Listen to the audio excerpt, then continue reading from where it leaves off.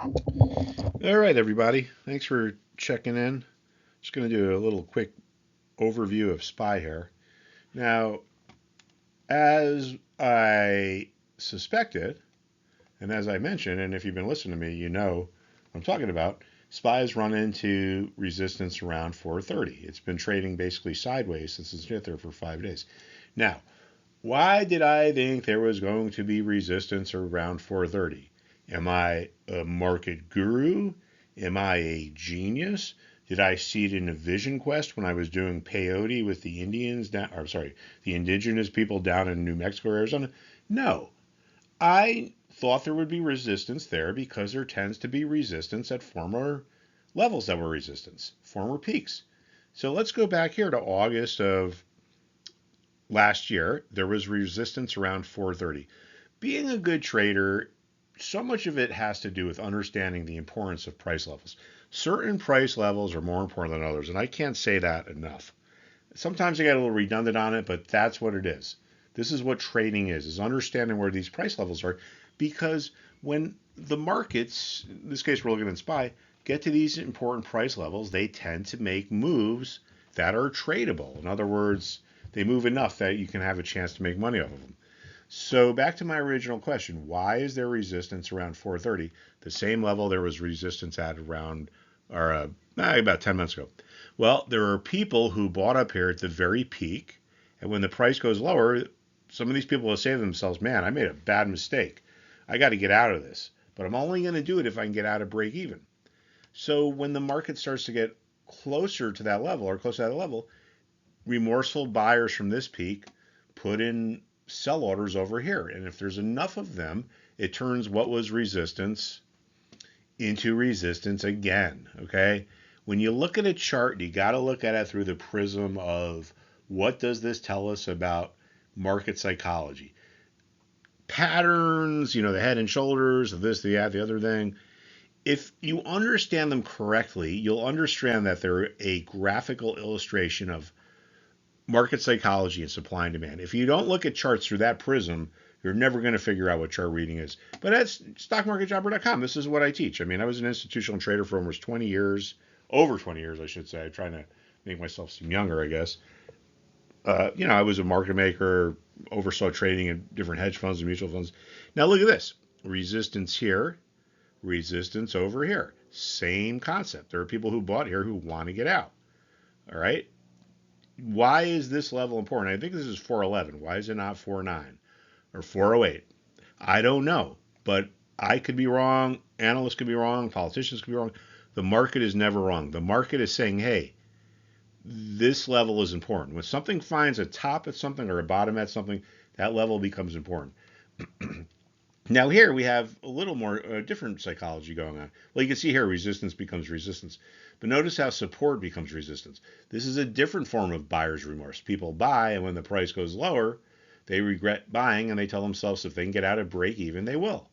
So they place their sell orders at the same level they bought at. If there's enough of them, the level that was support becomes resistance. Here we have resistance becoming support. How could this happen? It's the opposite. It's seller's remorse. People sell, the price goes higher. A lot of these investors that sold, they regret doing so. They tell themselves, I'm buying my shares back, but only if I get them at the same price I sold them at. So if you have enough remorseful sellers placing buy orders at the level that was resistance, it converts into support. It's very important to understand if you want to be a successful trader that you need to know where the important price levels are. It seems kind of silly. Maybe it sounds like I'm being too I don't know, intense about it, but this is the one of the rules if you want to be successful. If you went into a town you were never in before and you didn't have a GPS or a map, you wouldn't know where the hell to go, okay? Unless you were some kind of psychic. But if you were psychic, you wouldn't need to be worried about making money in the market because you could just predict where the stocks are going to go. But anyway, you get my point. Knowing where the important price levels are in the market is akin to having a map to the markets. All right, now the S&P 500 is made up of 11 sectors. This here is an ETF, SPY, an exchange traded fund that is designed to track the index of the S&P 500. The reason why I look at this is because most people who trade the S&P trade the ETF. in order to trade like the futures on the S&P 500 or whatever, those are like big institutions.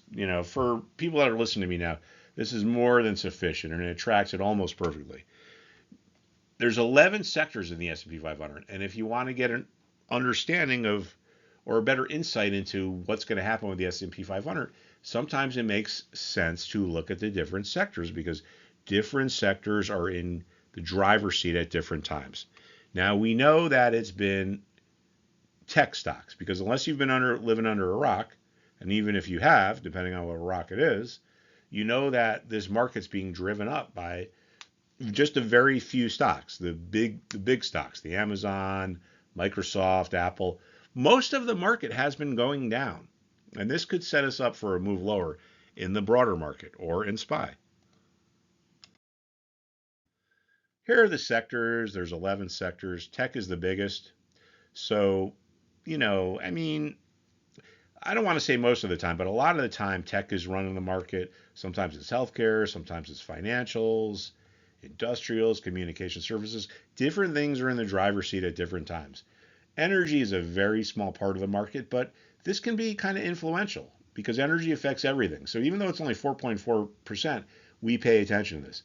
Consumer staples is also a small part, but consumer staples are important because when people start to get worried, they start to move into consumer staples. So sometimes buying in consumer staples can be a sign that's bearish for the broader market. In other words, people are selling the tech and they're selling financials and they're selling healthcare and they're looking for a safe place and they go into consumer staples. This is what we call a flight to safety. And a lot of times this happens right before a market falls apart. I'm not saying that's what's going on now, but I'm just saying in general. I think another type of flight to safety is people sell a lot of the small stocks or the stocks that are perceived to be risky, and they go into the stocks that are perceived to be less risky. Notice how I use the word perceived because it's not the case. Sometimes things that, work in different ways, blah, blah, blah. It could be what we have now. There's a lot of signs of weakness in the market. Interest rates have been going up. Some of the big tech stocks have reversed. There's this narrative that the Fed is going to take a pause or miss a meeting, whatever. Since those job numbers came out last week, I don't see how they don't raise. All right, now what's in the driver's seat now? Information technology or the tech sector. I think this is the most important thing to watch in the market right now. This sector here is going to, in my opinion, tell us what is going to go on with the broader markets over the next few days or next few weeks. Okay, so we got resistance becoming support. We talked about that seller's remorse. See, people sold here, market goes higher, they regret doing so, they buy it back. If the price gets to where they sold, resistance becomes support, resistance becomes support. Resistance has become support for the last maybe week or so. If this support level breaks, we're going to see a decent move lower in the markets, in my opinion. All right, so then you think about buying puts. Maybe you buy calls on the VIX. Maybe you buy an inverse ETF. There's a lot of different ways to position your capital. So, and back here too, I just want to show you this. Here's where support can become resistance. People bought, market goes lower. A lot of these people regret buying and they tell themselves they're going to sell if they get out of break even. And they do. So buyer's remorse can turn support into resistance. Seller's remorse can turn resistance into support. I'm just going to show you a chart of the same thing with a shorter time frame. This makes it more clear here, okay? So we can see what I was just talking about. Resistance becomes support. So this is that 163.50 level. We're basically testing it right now. And one thing I want you to notice is this. Notice how the tops have been a little bit lower. This tells us that sellers are getting more aggressive and more antsy. The buyers are okay with kind of hanging out around here. But the sellers are like, man, I'm starting to get worried, so I'm going to be more aggressive, which means they're going to be willing to take lower prices. And when that happens, we have our tops form at lower price levels.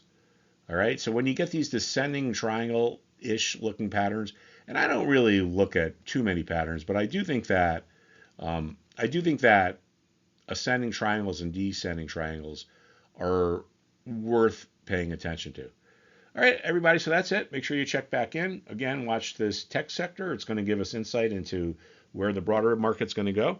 Remember, let the market tell you what to do. The market talks to you. It talks to you by acting certain ways when it gets to important price levels.